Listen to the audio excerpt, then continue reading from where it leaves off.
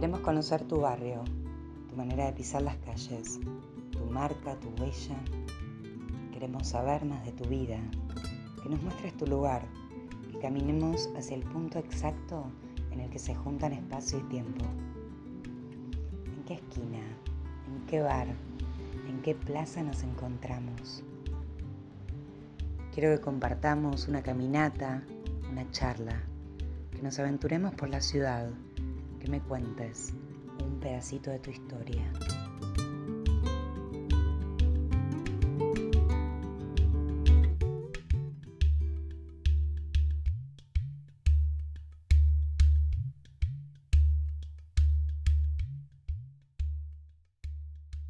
Edgardo Esteban es reconocido como uno de los primeros excombatientes de Malvinas que se atrevió a hablar de lo que los medios y el poder callaban, del horror que vivieron los colimbas y de las mentiras que se tejían en torno al mito de la guerra en 1982. A casi 40 años de los hechos, Edgardo se atreve a revivir esas experiencias, a hablarle a los jóvenes de esta sociedad y hasta contar infidencias de su vida, cuando también él era un pibe. Edgardo Esteban es el referente más importante sobre este tema y como buen geminiano mezcla la guerra con la vida, la pasión y el amor en una charla que no tiene desperdicio.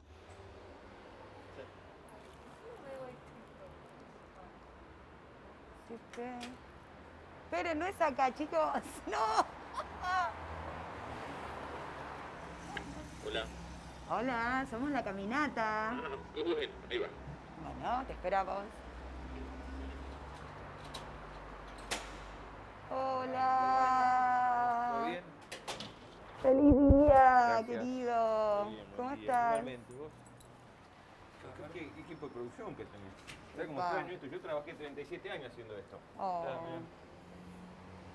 Es re lindo, la Era verdad. corresponsal hasta el año pasado del Telesur, tuve 14 años. Es que me desvelé hoy, no me podía dormir a la mañana, ya estaba como, me desperté 80 veces. Y me puse a ver Iluminados por el Fuego Sí. de nuevo. Yo sé que ahora sos amigo de Gastón. ¿Ya eras amigo? ¿Se conocieron? No, no. ¿Cómo fue con la película? ¿Surgió una amistad también con Tristán o ya venían de antes? No, la primera persona que me dijo que había que hacer la película fue León Gieco. Ah, En el año 96 que le hice una entrevista. ¿Cómo andamos? Lo voy a entrevistar a León, llega una hora antes, para entretenerlo le doy el libro y empezamos a charlar de Malvinas. Y él se engancha con la charla de Malvinas. 2 semanas después me llama y me dice, Edgardo, te quiero conocer, me encantó tu libro. Y a la tarde nos juntamos, que estaba él con Víctor Heredia, en un hotel acá en la zona de Retiro, y empezamos desde las 6 de la tarde hasta las 3 de la mañana hablando. Nos fuimos a comer. Él me dijo que tenía que hacerse una película. Yo le dije que si se hacía la película, él tenía que hacer la música. En el año 98 lo conozco a Bauer por el documental de Eva Perón, La tumba sin paz. ¿Es que nos sentemos ahí? Le regalo el libro y ahí me convoca para hacer el guión de la película con Gustavo Romero Borri, que me había colaborado conmigo en la construcción de Iluminados por el Fuego en el libro. Tuvimos 6 meses buscando a León, porque no nos daba pelota, el productor, viste, no nos atendía. Hasta que un día dice, vos me estás llamando, me llama León Gieco, me dice, Edgardo, vos me estás llamando. Le digo, sí, León, porque vos me prometiste una cosa, ¿qué? Bueno, y le dije a Gastón, mirá hacia acá derecho están las Islas Malvinas. Si vos lográs 15 segundos de la mirada de un excombatiente, vas a hacer una gran película, porque el secreto de los excombatientes es la mirada. Es como Teobaldo en Romeo y Julieta. Son personajes muy complejos de hacer por la profundidad del pensamiento, por la profundidad del dolor.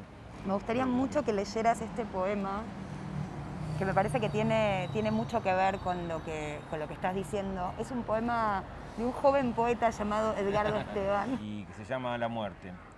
Tengo miedo a morir, si el morir es vivir esperando. Sé que llegarás y me preocupa esperarte. Por creer que vendrás mañana, mi espera se hace cercana. Vivo el hoy sin vivirlo. Vivo el mañana por miedo a no llegar. No me sigas más, pero miento. Eres lo que más adentro llevo. Sé que vendrás y me asusta esperarte. No vengas por mi bien, vete. Solo quiero poder vivir hasta mañana. Es decir, hay una frase que es como la que más me gusta, como consigna que yo pensaba que era de Walt Whitman, pero no lo es. Que dice, rico no es el que más tiene, sino el que menos necesita. Ah. Hoy es un día que para los que estuvimos en Malvinas es muy especial. Hoy sería el porque trabajador. no, es el día que comenzaron los bombardeos. Ay, sí, Es claro. el día que comenzó la guerra. ¿Sabes que Y porque el 2 de abril es simbólico y uno recuerda, pero este día es que como que Claro. fue la primera vez que vi un avión tirando bombas. Ay, qué horror. Y eso no se me Justo olvida. hoy. ¿Sos de curtir el barrio? Es un lindo barrio. Yo soy como Forrest Gump. Me encanta caminar, vivo caminando y camino horas. Si vos me decís cuál es mi lugar ideal de caminar, es a la mañana bien temprano, por la playa, Ay, pisando sí, la arena, qué sintiendo el ruido del lindo. viento, el ruido del mar. Ahora tengo a mi hija y mi nieta que están viviendo en México ahí y están todo el día ahí en el mar. Es un tiempo muy complejo para los jóvenes porque no hay nada hacia el futuro que te pueda garantizar lo que viene. Y tenemos que trabajar para que lo que venga después, toda esta experiencia, toda esta tragedia, donde también está la muerte, ¿no? Sirva para que los jóvenes puedan potenciar. Ellos, yo creo que tienen, viste, uno siempre subestima y ellos tienen una mirada mucho más constructiva. ¿Qué les decís a los jóvenes, sobre Malvinas, por ejemplo? Para mí es el gran desafío, cómo transmitirle el amor, la pasión, la pertenencia que tenemos, porque Malvinas es transversal. Es una larga línea que vos lo que tenés que entender que desde la derecha a la izquierda todos tienen a Malvinas como propio y tenemos que trabajar porque no es solamente lo afectivo, lo simbólico, lo que pasó hace 39 años con el conflicto bélico. Hay una base que es la base militar más grande que tiene el hemisferio sur, aliada de la OTAN, que controla los pasajes Atlántico y Pacífico. Desde el año 83 al año 2015 de regalías pesqueras se recaudaron 147.000 millones de dólares nada más que de pagar impuestos a los kelpers. Hoy es el segundo lugar con mayor ingreso per cápita del planeta. Y entonces ese dinero uno dice, ¿cuántos menos se le hubiese pedido por parte de Argentina al Fondo Monetario Internacional? ¿Cuántas escuelas? ¿Cuántos hospitales? ¿Cuántos respiradores? ¿Cuántos comedores o planes para alimentar a los lugares más carenciados se hubiese generado? Entonces, hay que tomar conciencia porque ellos ya están pensando a futuro y por eso Malvinas también es futuro y tenemos que hacerle entender a los jóvenes porque ellos dicen que son 2.400.000 kilómetros cuadrados la superficie que tienen como parte del mar de la Reina Isabel porque suman a las Georgias, a las Sandwich, pero miran hacia el sur, hacia la Antártida, hacia las reservas de alimentos, hacia la reserva de hidrocarburos, hacia lo que tenga que ver con la investigación científica, pero fundamentalmente con el agua potable. Es la mayor reserva de agua potable del planeta. Wow. En diciembre comenzó a cotizarse en Wall Street el agua. ¿Cuándo se volvió, digamos, como conscientemente una cuestión de Estado, de militancia, esta experiencia de vida de ser un excombatiente de Malvinas? Fue sin buscarlo, porque yo al principio no quería hablar. Me refugié en el periodismo, pensé que volví con hepatitis. ¿Volviste con hepatitis? Sí. Justo leía en una entrevista que decías, la verdad es la única que pierde, es la que primero pierde en una La guerra. gran derrotada de una guerra es la La verdad. gran derrotada, hermosa frase. Porque vos mentís. Es decir, ahora hay un documental que es muy bueno, te lo recomiendo, que se llama 1982. Ah, ok. Es un documental que expone nada más que el video de lo que fue la televisión pública, Argentina Televisora a Color y el programa 60 Minutos. Nada más lo que se informaba. Es la filmación que tiene hoy seguramente Canal 7. Del 2 de abril al 14 de junio, es decir, de 1982. Entonces vos ves el fervor patriótico, la propaganda de esa cosa efusiva, estamos ganando. Y ahí entendés por qué la gente que quiso y fue a abrazar a Galtieri, porque Galtieri el 2 de abril salió a caminar por la Plaza de Mayo y la gente lo abrazaba como Ay, si fuese por Dios. un cantante de rock. Claro, claro. Hay una carta que le mandás a tu mamá el 14 de mayo, que es el aniversario de la muerte de tu papá, en el que comentabas como que ya estaban volviendo, o sea, tardaron un rato en hacer ese proceso de cierre, recapitulación. ¿Cómo fue ese periodo tan angustiante, no? Me imagino. Esa que vos decís era como que, bueno, estábamos ya en el medio de la guerra, es decir, era una situación donde uno quería como despreocupar dentro de la situación de tensión, porque yo sabía que estaba vivo.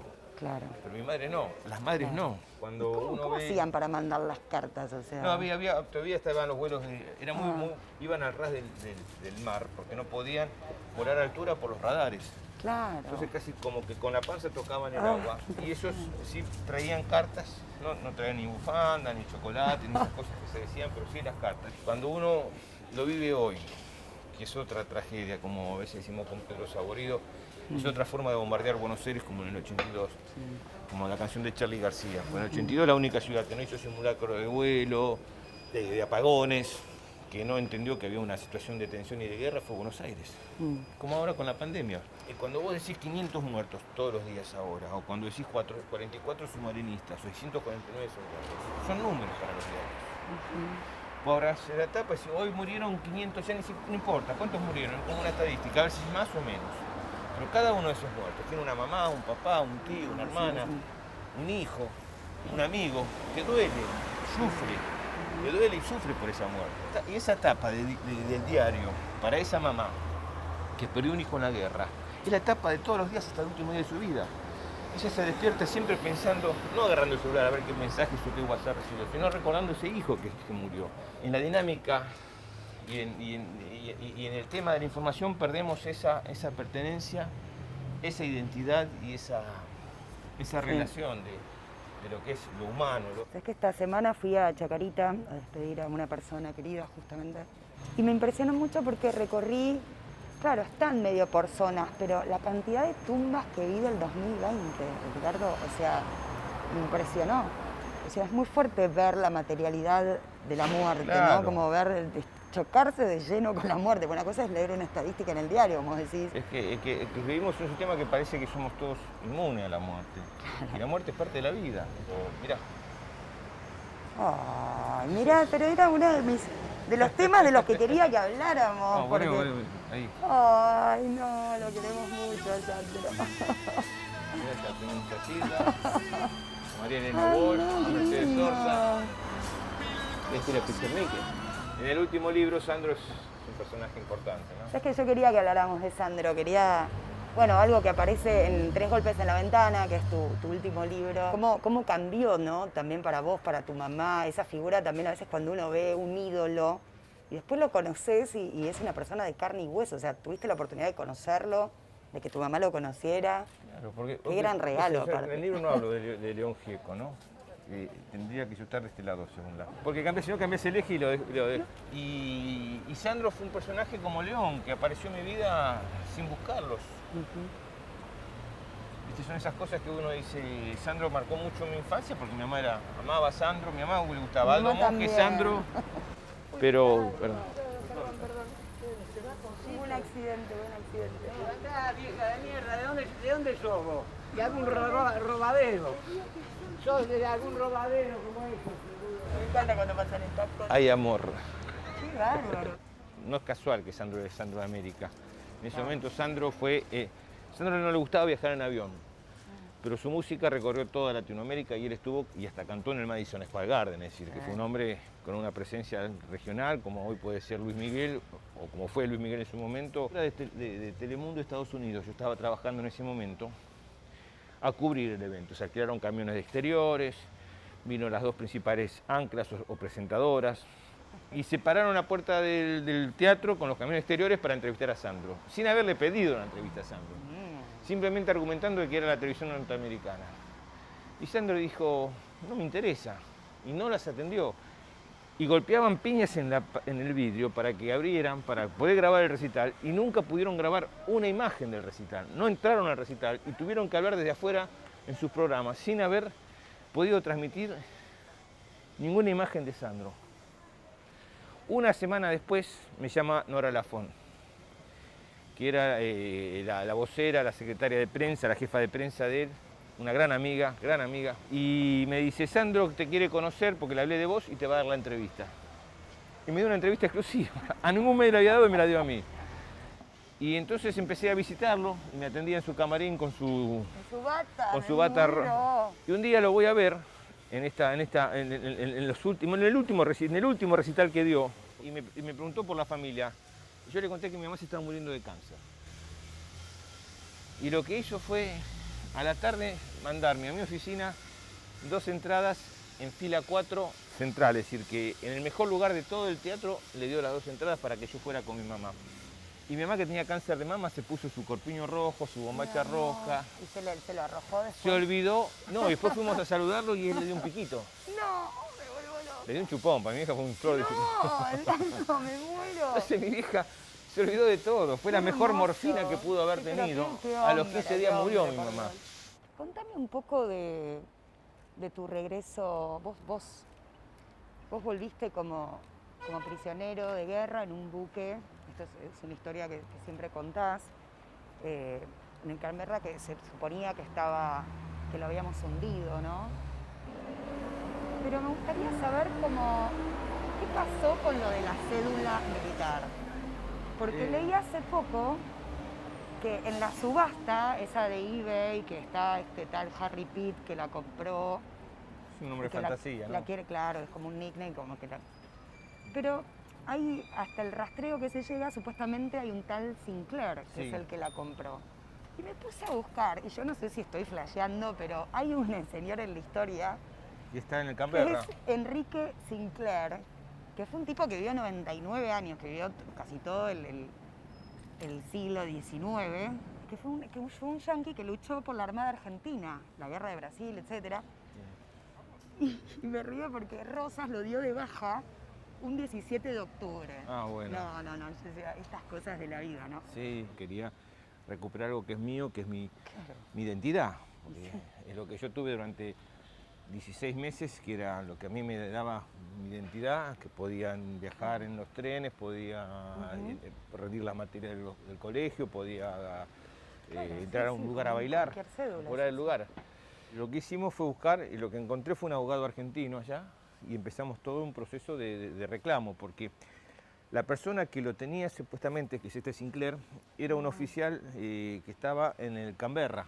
Yo creo, viste, hay un lote ahí, yo entregué mi rollo de fotos en el Canberra, eso me acuerdo perfectamente. Son 3 capítulos iluminados por el fuego.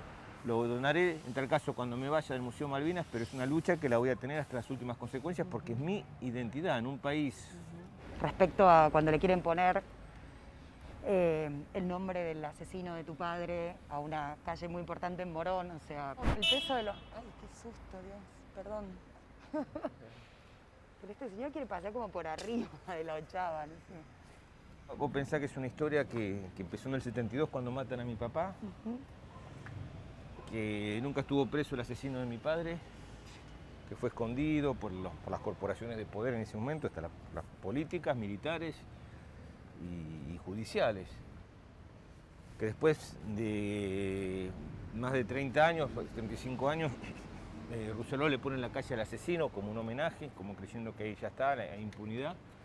Ahí saltamos nosotros los hijos pero pedíamos que se volviera el nombre original, que era Curupaití, la avenida principal que une Morón con San Justo.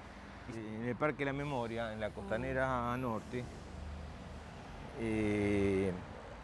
mi hijo, que de curioso empieza a buscar los nombres del abuelo y encuentra el nombre del asesino de mi papá, porque es una víctima de la dictadura. Y entonces ahí empezó otro tiempo de lucha que no la gané todavía, que la quiero lograr en algún momento, porque cuando vos entras al Parque de la Memoria dice acá yacen las víctimas de la dictadura cívico-militar y aquellos que lucharon por los mismos ideales de igualdad y equidad. Y el primero que está es Agustín Tosco, ya, justo hoy un 1 de mayo, ¿no? Un trabajador. Entonces, lo que quiero o lo que busco es que puedan poner, no sacar el asesino de mi papá, pero como fue una víctima por su lucha por la igualdad y la equidad, pueda estar el de mi padre. Presenté toda la documentación y lo que ellos dicen es que fue pelea en riña. Entonces, como fue pelea en riña en una interna política, que es lo que dice la carátula, no se lo puede poner. Pero fue asesinado por la propia... Porque fue después eso, delante de sus hijos, y fue lo que después derivó en Ezeiza, ¿no? Toda esa violencia de... Sos un gran coleccionista de fotos, de recuerdos, del pasado, ¿no? Sos como... Tenés mucha memorabilia de eso. María te describía cuando me contaba un poquito cómo se habían conocido. Y la palabra amor me la enseñó ella, ¿eh? Yo se lo debo. Un tipo con muchas... No, porque aparte un tipo con la carga emocional que uno tiene. A veces no es fácil y ella se hizo cargo, me ayudó. Y para mí María siempre fue vida, ¿entendés? Ante la muerte siempre fue vida. La panza de ella fue vida. Ella tiene, y creo que eso, bueno, es lo que uno rescata y valora, y a pesar de lo cotidiano hay una esencia ahí que no, y un fuego que no se pierde, porque está eso, ¿no? Está esa parte de la vida que para mí es como el oxígeno, ¿no? Yo necesito respirar de ella. También le enamoraba esa cosa, bueno, justamente también vital que vos tenés, esa curiosidad por todo lo que sucede, ese afán por registrar. Decía que andaba siempre con un cuadernito ahí anotando todo, porque decía era como un cronista, porque además, bueno, tu función... Siempre fue contar historia de 2 minutos. Sí. Era, claro. Entonces yo pensaba en los grandes cronistas de la historia también, cierta inseguridad por estar buscando, viste, ese tanteo que hay siempre de encontrar la palabra, de qué decir, de qué mostrar, ¿no? Cómo decirlo también. Escribo como escupiendo lo que siento, es decir, no me fijo en los otros detalles que después una gran editora y que me ayuda a corregir y que corrige. Y que, pero yo no soy buen escritor porque... no, pero desde lo que es de un amigo que yo... yo... No estoy de acuerdo igual, porque te voy a decir, vos tenés mucha capacidad de trabajar la metonimia, quizás, aunque no te des cuenta. O sea, hay elementos en tus libros, como por ejemplo la zapatilla flecha. O sea, es un detalle que es muy representativo de otras muchas cosas. Y en un momento yo como que estaba en la casa que te contaba que teníamos en Bécar, y me había hecho una especie de escritorio con todos los cuadros, todos los regalos, todas las cosas que uno fue juntando a lo largo del camino. Nos mudamos, me decía, bueno, ¿qué hago con esto? Digo, y entonces yo siempre decía, bueno, mis hijos se van a hacer cargo de estas cosas, la van a cuidar.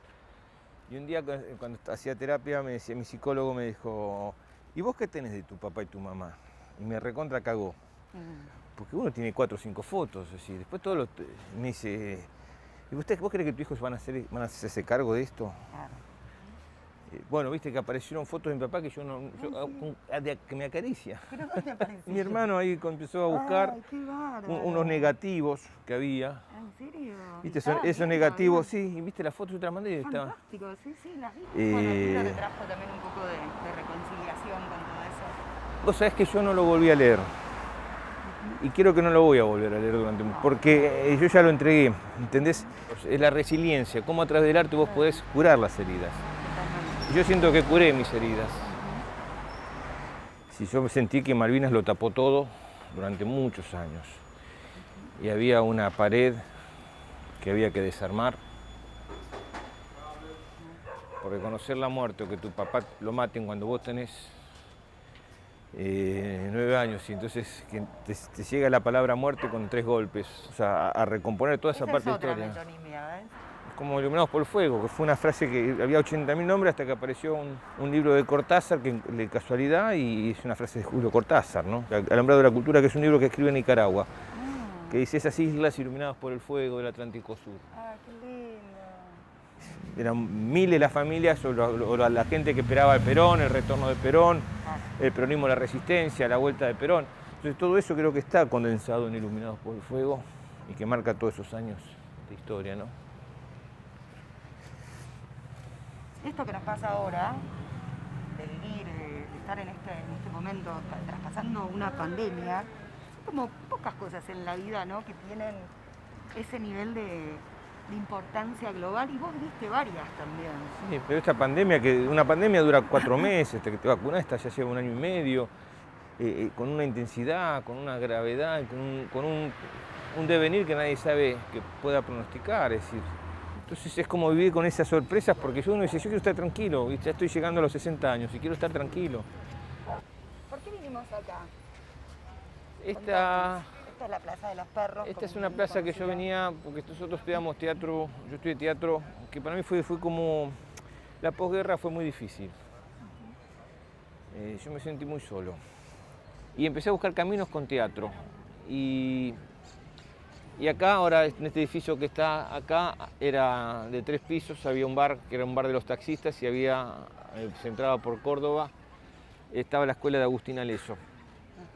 Y que era muy difícil entrar a la escuela de Agustín, porque Agustín para mí fue un gran maestro como persona, un gran maestro como director, sin duda el mejor director. Y cuando entré, le conté un cuento, lo leí en la colimba, de un libro que se llama Las enseñanzas de Don Juan. Es una parte del cuento que está en Iluminados por el Fuego. Es un texto que yo había puesto en Iluminados por el Fuego, que Castaneda le dice, el brujo le dice, de los enemigos que tiene el hombre para ser hombre de conocimiento. ¿Cuáles son los 4 enemigos que tiene el hombre para ser hombre de conocimiento? Y dice que el primer enemigo es el miedo. Hasta que de a poco lo vas venciendo y vas teniendo claridad de mente. Esa claridad de mente también asusta, porque cuando vos tenés claridad, Castaneda dice, a veces te apresurás cuando debes estar paciente o estás paciente cuando deberías apresurarte. No, es muy difícil a veces manejar la claridad. Cuando la empezás a manejar, decir, bueno, voy con seguridad, sin lastimar y sin estar con esa soledad y esos miedos que tenías antes, empezás a crecer y a medida que creces empezás a tener poder, a tener mayor seguridad. Y a veces el poder te aísla, te vuelve un ser egoísta, una persona cruel. El único enemigo que es imposible de vencer es la vejez, que es el 4. Pero que si vos tenés esos momentos de claridad, de que corres el miedo y que corres el poder y que podés tener la tranquilidad de transitar tu vejez, te podés considerar un hombre de conocimiento. Y yo se lo conté a Agustín diciendo que me lo había contado mi abuelo Leguizamón. Un tipo que jamás me hubiese contado eso. Y yo nunca más, hice una sola obra de teatro y después nunca más volví a actuar, pero la amistad y el afecto perduró siempre con Agustín, porque fue más allá del teatro. ¿Dónde hicieron la obra de teatro? ¿Qué obra era? ¿Los tengo que contar? Bueno, había un casting, Agustín me dice que había un casting en un teatro que se llama Arlequinos, en la calle, estaba Perú, Arlequines y Perú y Carlos Calvo, y que estaban buscando un protagónico. Y fui a hacer el casting y quedé. Había un montón de actores, pero quedé. Pero el actor principal se fue a trabajar a la televisión, era un desafío importante.